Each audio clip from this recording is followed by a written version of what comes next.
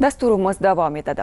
Davlatimiz rahbari tashabbusi bilan yo'lga qo'yilgan Yangi O'zbekiston Olimpiya cho'qqilari musobaqalari shu kunlarda mamlakatimizning barcha hududlarida qizg'in davom etmoqda. Surxondaryodagi jarayonlardan muxbirimiz xabar beradi.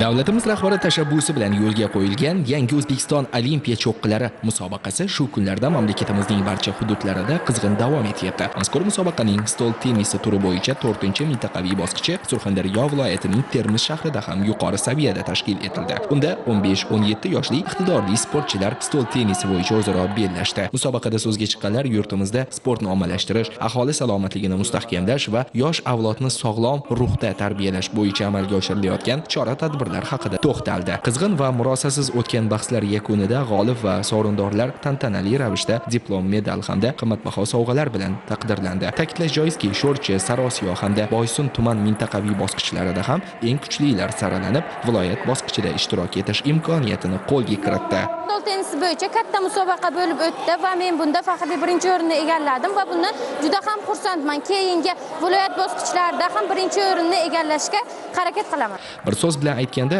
o'ziga xos shior ostida o'tkazilayotgan Yangi O'zbekiston Olimpiya cho'qqilari musobaqasi sportchilar uchun katta imkoniyatlar eshigini ochyapti.